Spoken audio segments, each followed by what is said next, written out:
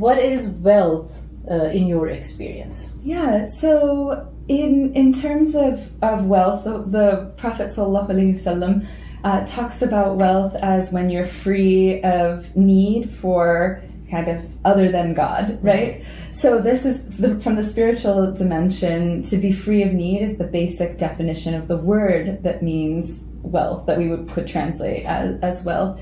And on the one hand, yes, we rely on things in the world. We need to eat, we need to have a home, we need to, clothe ourselves, etc. But we use these things as just vehicles to achieve a higher purpose. Sure. And so, we could maybe we have a lot of money, but it just gets wasted in things that don't derive benefit. Mm. So I think there's, wealth, true wealth is the resources that you can use to benefit you. Mm-hmm. And in an Islamic framework, benefit is about deriving actions, doing actions in this world that can then benefit you in an ultimate sense, raise your character, elevate the state of your heart, deeds that can continue to produce good effects for people around you. So, the most beneficial of people in Islam is the person who benefits other people the most.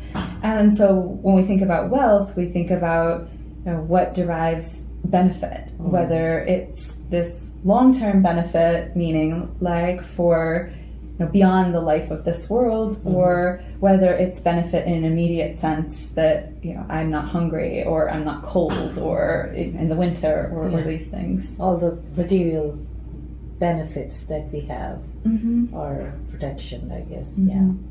So it's amazing how everybody thinks of wealth, and that's why I say it's mostly considered material. Many times, not always, but thank you for that answer. It was pretty rich, actually. The Arabic language is very rich like yes. that. When you take a word and take it back to its roots, what does it mean at its inception? That tells you a lot about how to orient towards the concept. That's good. So I wish that we would really take the depth and richness of the root word and really apply to our lives that way, and really see that this is the meaning, but how do we implement it, right? So I don't know how much people are able to do that, but I'm sure you are giving it out in your books and your work and your teachings, I guess. Yeah, so one of the names of God is the enricher, using this word that means riches. And it's not just oh God, give me, a 6-figure job or something like this. It's enrich me in beautiful qualities, enrich me in the ability, enrich me in knowledge. Yeah, that's right. And that is, I think, Al-Qahar.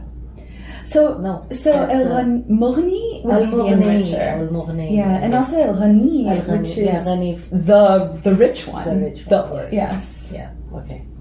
I'm learning nowadays all the names, so I was saying which one was it? So if Allah subhanahu wa ta'ala, if the divine is the one with all of the riches ultimately, then the divine is the enricher. So anything that is kind of worth having in a long-term sense, it's all provision benefit, whether it's material benefit or knowledge or the like. It all comes from one source. True.